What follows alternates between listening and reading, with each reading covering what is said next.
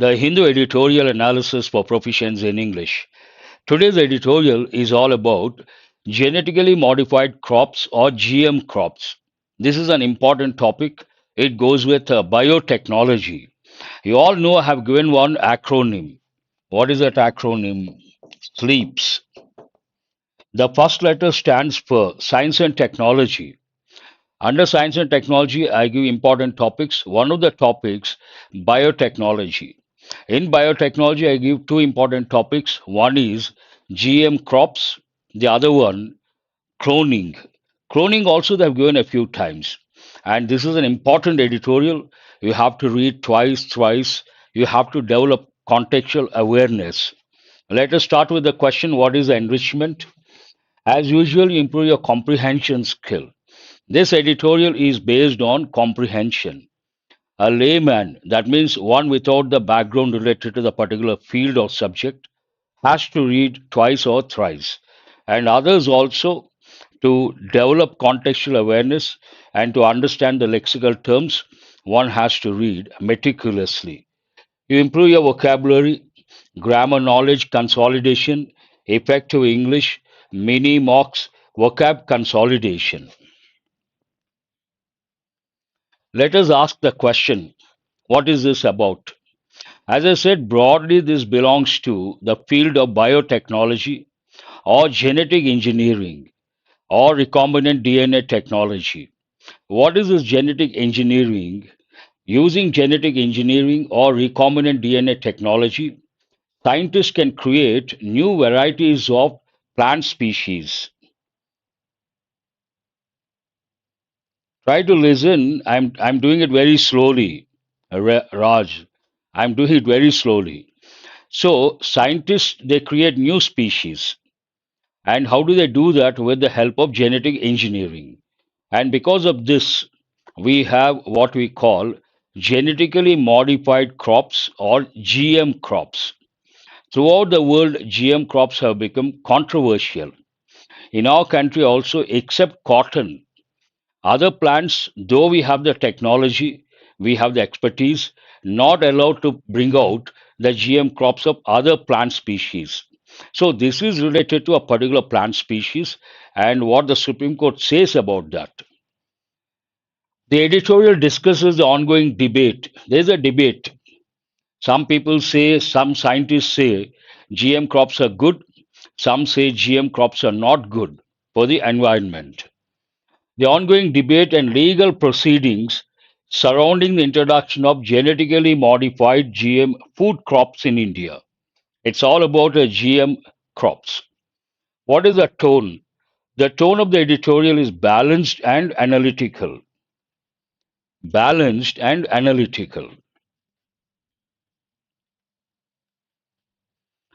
Torturous. You get this word from torture. Torture means troubling someone. Getting troubled, we say it's a torture to do something or it's a torture to go there. Torturous adjective. Characterized by involving or causing intense suffering or pain. Excruciating. Excruciating, an important word. But generally, torture goes with agonizing, very good, Nagesh. Agony, anguish, severe acute pain, suffering, we use torture. Example, the climb up the mountain was a torturous experience. As I said, it usually goes with experience. Doing something is a torture. Facing someone is also sometimes a torture. Painful, agonizing, excruciating, that's an important word. Pleasant, enjoyable, easy. Some people trouble you, then you say to that person, don't torture me. Don't torture me means don't trouble me. Don't make me suffer. The second word, saga. Saga goes with the time aspect or time dimension, part of speech noun. A long involved story, account, or series of incidents. It is like a story, long one, involving important characters. Look at the example. The family saga spanned several generations. If you take a particular family, a celebrity family. Then generations down the line, you talk about the generations, then we say the saga continues, means the story continues. Epic, chronicle, legend, short story, anecdote, snippet. Snippet, a short information in brief, snippet. And sometimes in magazines, in a small box, you come across interesting information that is known as snippet. And coming to anecdote means someone tells a real incident just to substantiate or make whatever he says interesting. Based on real incidents or experiences, the speaker shares that is known as anecdotes, an important word. Short story, you all know. Underpin. Underpin is a verb. What does it mean? To support, justify, or form the basis for. In a way, underpin something means support something, provide the support to something. The research will underpin our future policy decisions, means the research will justify our future policy decisions, or the research will support our future policy decisions. Support, strengthen, reinforce. I use this quite often. Reinforce, to say something, to strengthen something. When you learn something, if you don't revise, then you cannot reinforce your learning. Reinforce your learning means to strengthen your learning. For that, one has to revise regularly. Undermine, weaken, destabilize. This also we have got many a time. To make someone or something weak. A lucrative goes with business. Bolster, fortify, very good. Here, lucrative business, a typical combination. What does it mean? Lucrative business means a profitable business. Some businesses bring in a lot of money.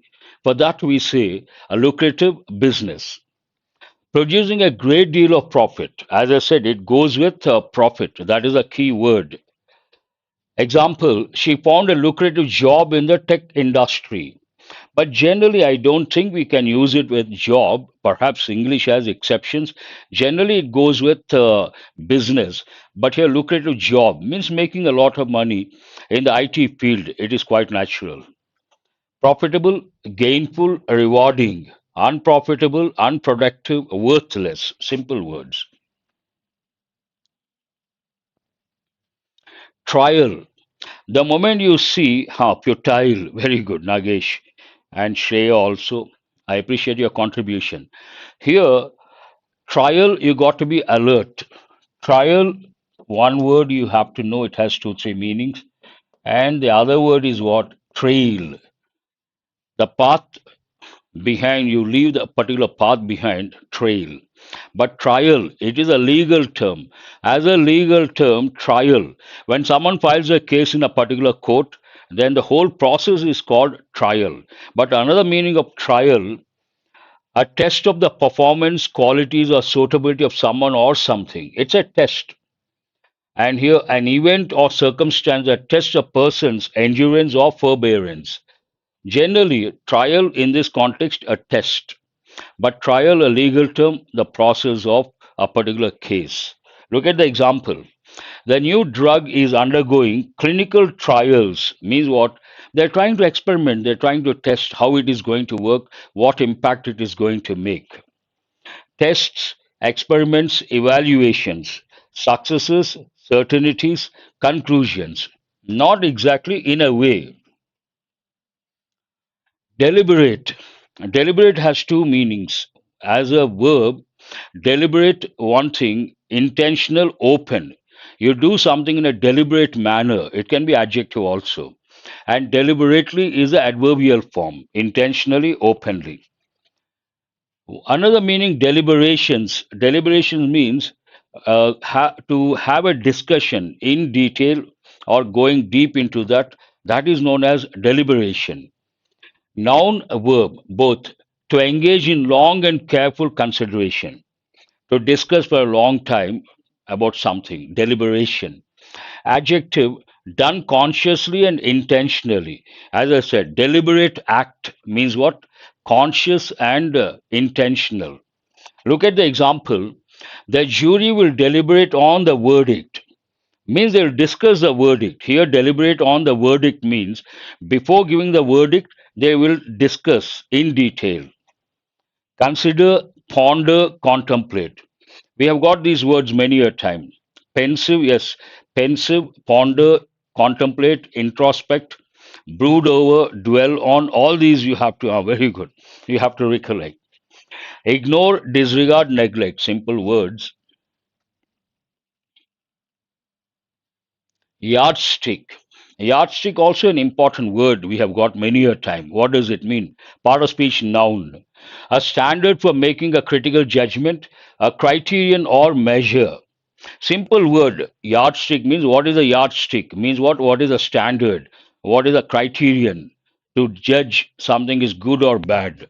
Example, the company's success became a yardstick for the entire industry. Means the company has set the standards. It has become an epitome, a typical example to be followed. So you set the standard. That means you have set the yardstick, an important word. Benchmark, standard, criterion. Deviation, exception, anomaly. Anomaly we have got, I think, recently means what? Abnormal. Anomalous means abnormal, not normal, abnormal. We also use the word aberration, but they have other connotations. Normal, opposite, abnormal, anomalous growth, aberration means peculiar. You can say that also, but usage is very important. Though they come under synonyms, you have to know the usage. That is very important. One word, though it is a synonym, may not be used in a particular context, or a particular word may go with a different context altogether. That awareness you can develop if you read regularly, otherwise impossible. Deviation, exception, anomaly. Panacea, an important word. Got it? Good. Panacea means what? A solution for all the problems, which is not practically possible, not feasible. A solution or remedy for all difficulties or diseases. Imagine we invent a particular medicine, one medicine for all the diseases. Nothing like that. But that is not going to happen.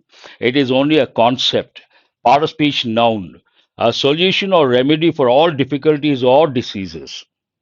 There is no panacea for all of life's problems. Life is full of problems and solutions, challenges and solutions. And you cannot think of one particular thing that will provide the solutions to all the problems of life. That is not practical, that is not feasible also. Pragmatic approach, not it won't work out. Cure all, universal remedy, elixir. Elixir is an important word you have to remember. Poison, toxin, bane. Not exactly. Here, when you see the word bane, you have to recollect another word. What is it? Sometimes in a debate, they give a topic, they say, debate means that one team argues for the point, the other team argues against the point. That is known as a debate. And when they give the topic, they use words like, is it a boon or a bane? In this context, you can take biotechnology, you can take GM crops.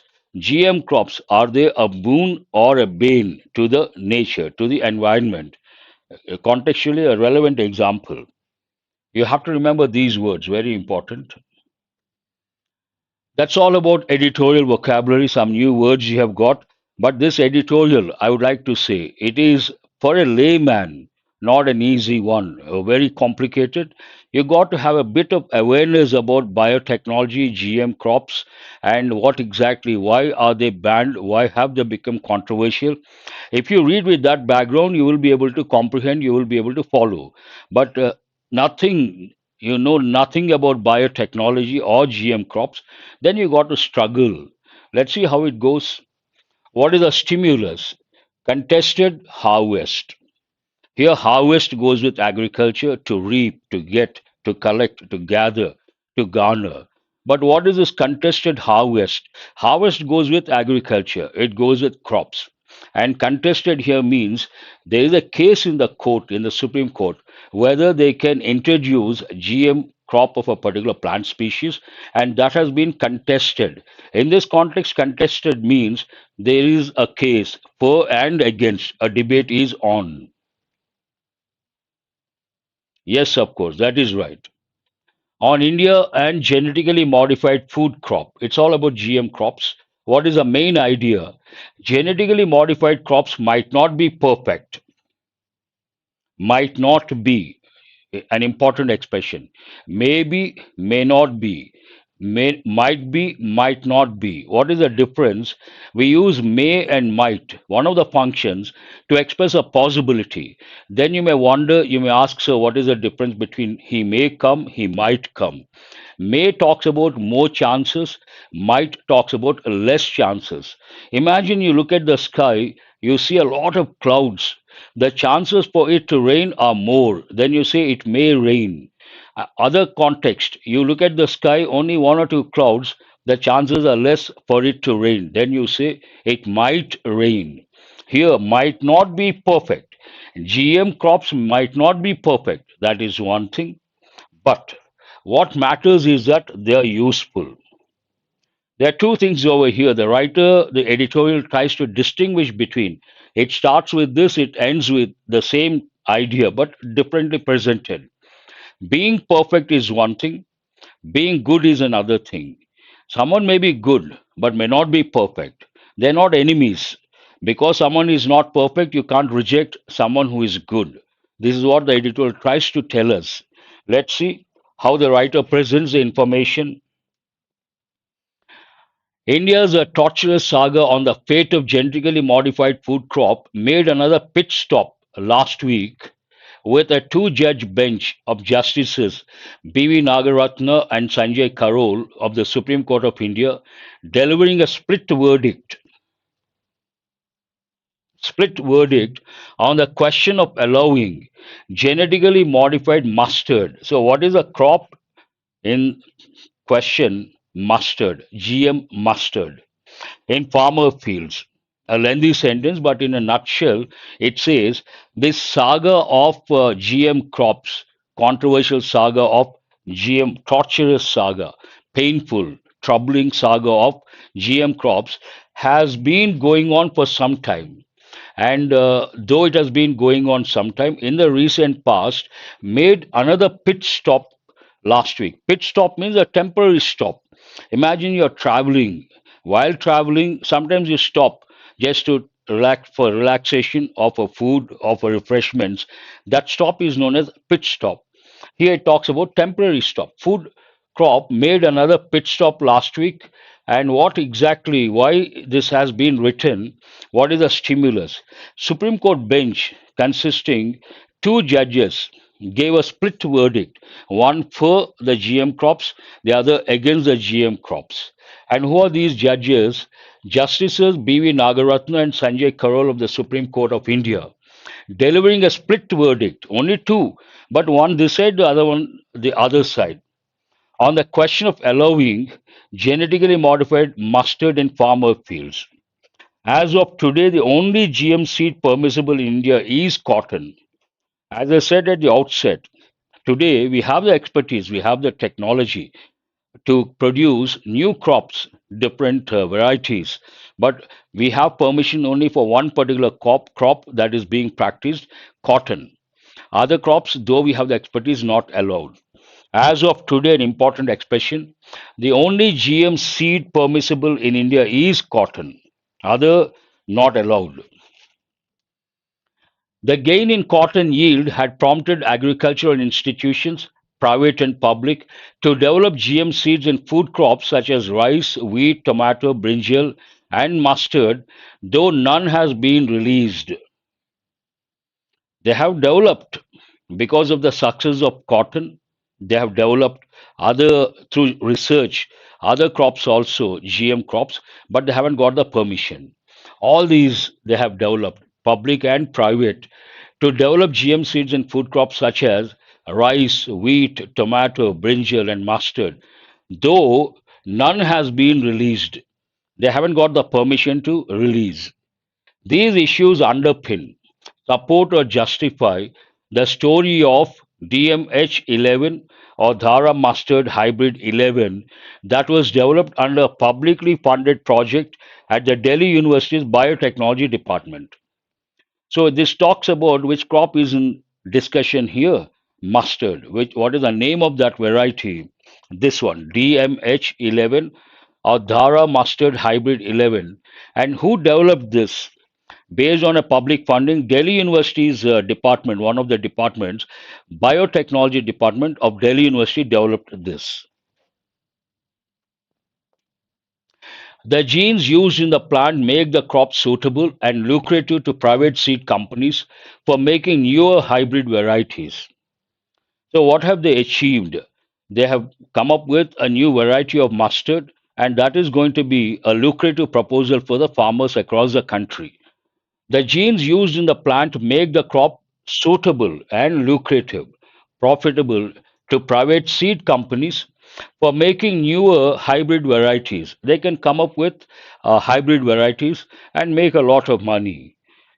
For crops to be approved under India's agricultural system, they must be sown over 3 seasons in different agroclimatic zones and prove themselves to be consistently better than their existing comparators.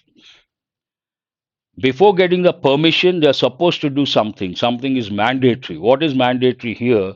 Any GM crop to get the approval for crops to be approved under India's agricultural system, they must follow certain procedures. What is that here mentioned? They must be sown over 3 seasons in different agroclimatic conditions or zones and prove themselves to be consistently better than their existing comparators. Existing varieties, these should be better.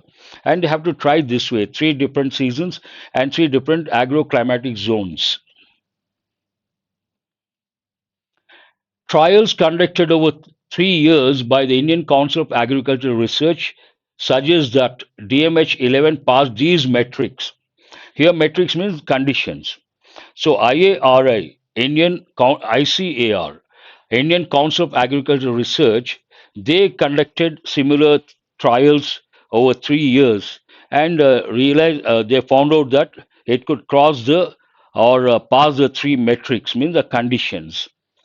Trials conducted over 3 years by the Indian Council of Agricultural Research suggest that DMH11 passed these metrics, means these conditions, prerequisites. This led the GEAC. What is this GEAC? The scientific advisory body led by the Ministry of Environment and Forest. Because the ICAR has suggested this particular species or variety of mustard has crossed the metrics. And based on that, a particular organization, a particular body, what is that body? GEAC, the scientific advisory body led by the Ministry of Environment and Forest, to approve DMH11 in October 2022. Based on ICAR report, GEAC has approved the crop in 2022 December, subject to certain tests. Subject to certain tests means some conditions are there. On the other hand, environmentalist groups have said that the DMH11 is a herbicide tolerant crop. Here, a common man cannot understand, a layman cannot understand. There are two parties over here. One, if you take the government bodies giving the approval for this GM crop of mustard. On the other hand, you have the environmentalists, they try to object. So, what is their objection? They say, on the other hand, environmentalist groups have said that the DMH11 is a herbicide tolerant crop. What do you understand from that herbicide? You can simply say herbicide means side means to kill. Herbicide, a particular thing that kills a herb. But something more is behind this particular expression. Imagine they come up with a particular GM crop and it is herbicide tolerant. Then what happens when the farmer grows a particular plant variety? Along with that, the weeds also develop, and the farmer wants to remove the weeds, obviously. And to remove the weeds, he may use the herbicide. and the herbicide will kill only the weeds, and this particular GM crop does not get affected. That's what it means. And what is the negative impact of that? If the farmers use a lot of herbicides, that is not good for the environment. It has been proven not good for the environment. That is the objection raised by environmentalists. It is genetically coded in a way that effectively forces farmers to use certain kinds of pesticides or herbicides with a destructive environmental consequences. That's what I said. Farmers, if the plant is particular varieties herbicide tolerant, the farmers use herbicides a lot, pesticides a lot to kill the weeds or pests in the field. And that is going to make a devastating impact on the environment, a negative impact. It is genetically coded in a way that effectively forces farmers to use certain kinds of pesticide with a destructive environmental consequences. The allegations are that the developers were not transparent with this information. One particular judge refused to give the permission. What is the reason? Something is not very clear, not transparent, and this particular dimension is not clear. Herbicide tolerant, why are they objecting? And what negative impact does it make on environment? There is no clarity regarding that. So, negative stand taken by one of the judges. These findings and the GEAC approval have been contested in the court. Based on these findings and the approval, a case has been filed and it is in the trial process. Contested here means the case is in the court. Have been contested in the court by Aruna Rodriguez and the organization Gene Campaign. So someone filed a case based on this information. The judges disagreed among themselves whether the GEAC was correct. Two judges, they disagreed. One judge said it is transparent, everything is according to the process, and the other judge did not agree. The judges, two judges, you can say, the two judges disagreed among themselves whether GEAC was correct.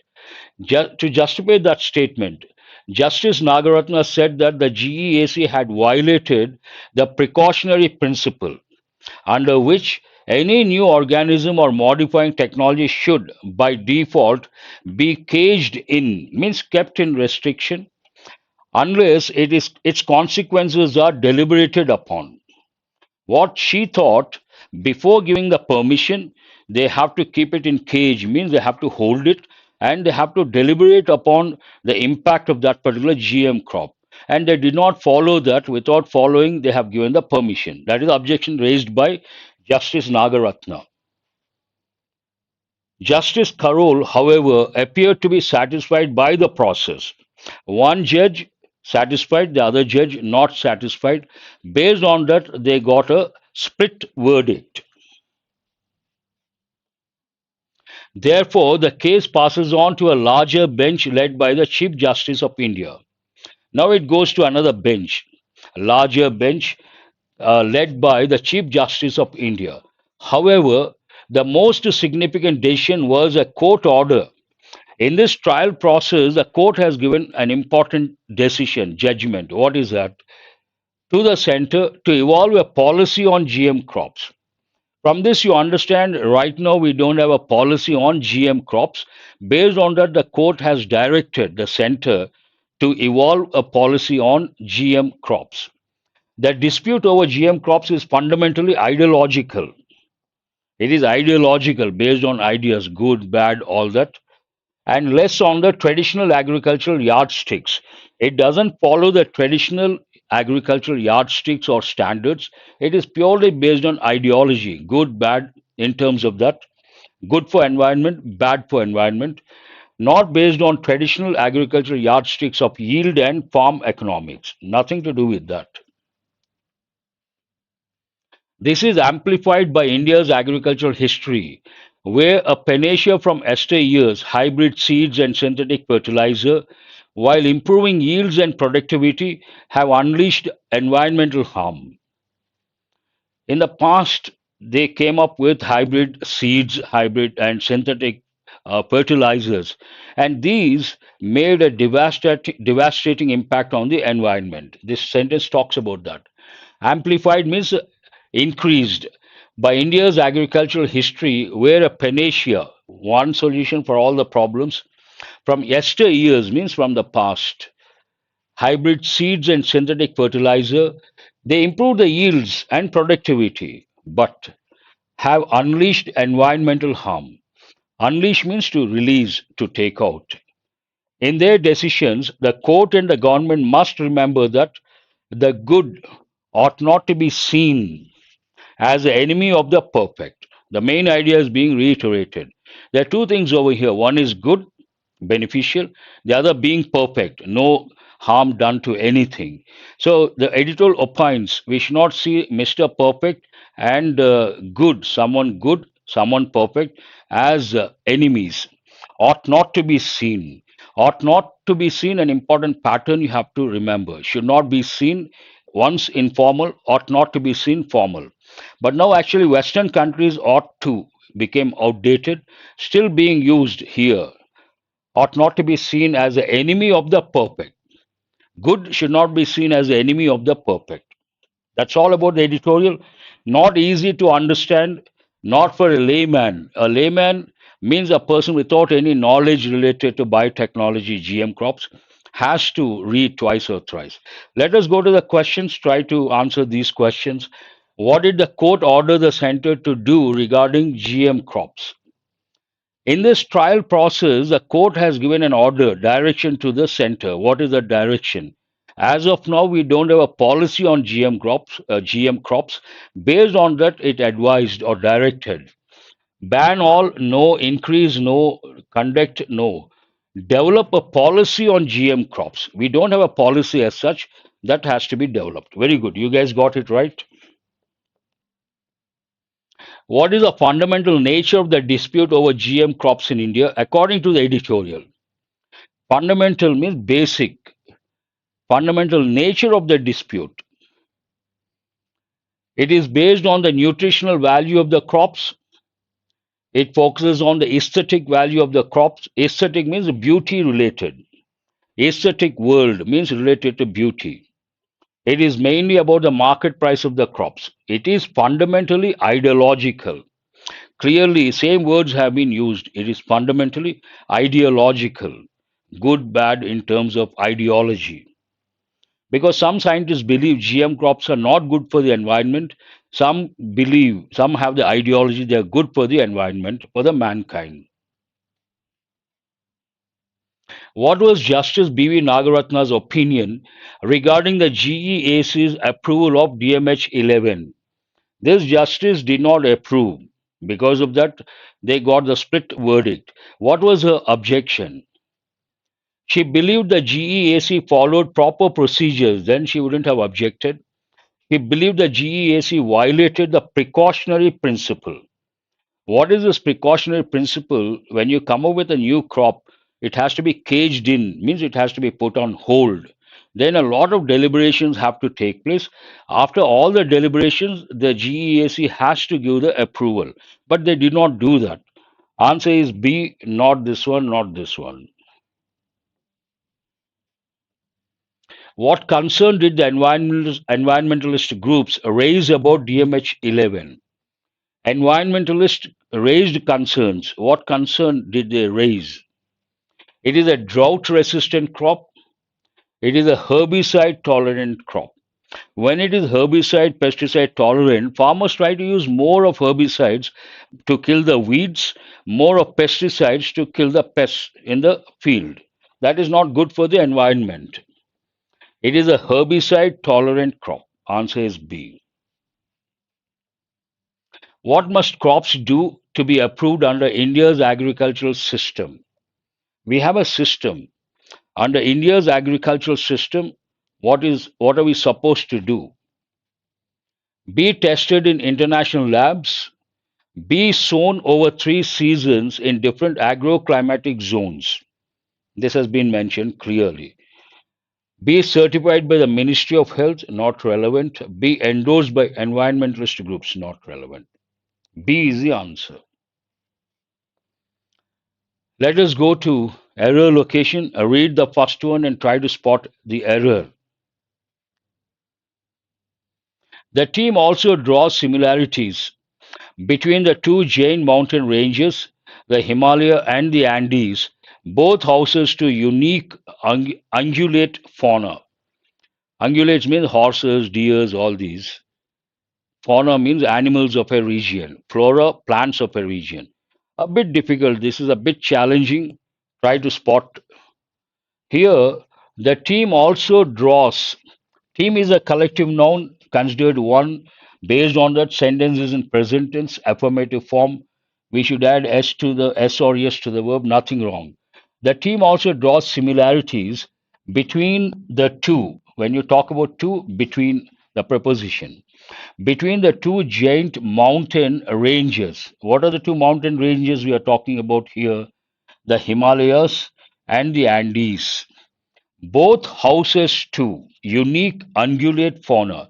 There's a problem here. Both homes too, or habitats too. Habitat means home of a plant or an animal. That means where it can survive. Here there is an error in the fourth part. What is wrong with the fourth part? Both houses not correct. Both the places are habitats for ungulate fauna, or both are homes for ungulate fauna. Difficult, very difficult, not at all easy. And also, you have to know the difference between home, habitat. These two are synonyms.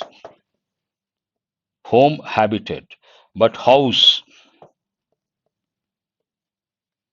what is the difference between home and house?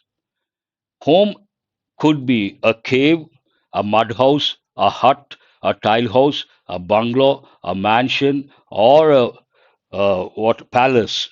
Wherever you live with your family, that is your home. But house is only a structure. And here, home, there's a scientific term. What is that? Habitat. Habitat means what? The home of a plant or an animal. Here, home means the place where a plant or an animal can survive comfortably. So, here we cannot say houses, habitats, or homes of unique ungulate fauna. And here you have to recollect before the mountain ranges, one important grammar rule. What is that? Before mountain ranges, we have to use a definite article the Himalayas, the Andes, the Alps. But before the name of an individual mountain, we should not use any article. For example, we cannot say the Mount Everest. Everest is the name of a mountain. Before that, we should not use a definite article the. We have to say Mount Everest. But mountain range, you have to use the Himalayas. That's an important rule you have to recollect. Go to the next one. Wholesalers at Tiruma, Tirumaji Sai. I think it's a Tamil word, Tirumaji Sai, a particular place. Wholesalers at Tirumaji Sai noted that many retailers did not turn up at the market on Saturday and sales dipped considerably. This is an easy one. Ungulate means animals with hoofs. Hoof. If you take horses, deers, bisons, so many animals, they have the hoofs. Animals with hoofs, we use the term ungulates. Yes, here the sentence is in past tense, negative form. Past tense, interrogative and negative forms, we come across two verbs. This is the first one. For this, we should use the past form. And this is the second one. For this, we have to use bare infinitive. What is it? Bare infinitive. So it is not turned up. You have to say turn up. Turn up is what? Bare infinitive. Why should we use bare infinitive? According to English grammarians, because it is past tense, here we have used the past form. We have already used, so we should use a bare infinitive. That is one reason. And you have to recollect another important rule. What is that rule? After any helping verb, if you have to use a verb, that verb should be in bare infinitive. That is also an important rule. But this question goes with the past tense.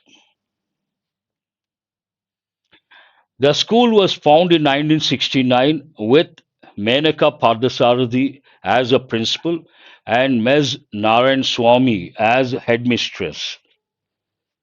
This under pressure a bit difficult because it is based on confusing verbs. What are the two verbs? Find, found, found. Find someone or something, discover. But we have another verb. What is it? Found, founded, founded. Means to establish or to start a company, a firm, a school, a society, any of these. Based on that, here we have 1969, which goes into past, and it is in past tense passive voice. They founded the school was founded. Here we are not talking about find, found, found. We are talking about the second one. Found, founded, founded. Here it is in the past participle form. The school was founded. Yes. Good. I have brought five idioms. Important ones are there. Hue and cry.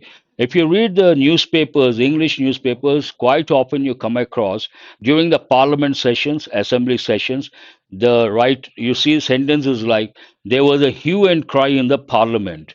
They have given in exams many a time. Hue and cry means noisy behavior, noisy protest, also you can say. C is the answer.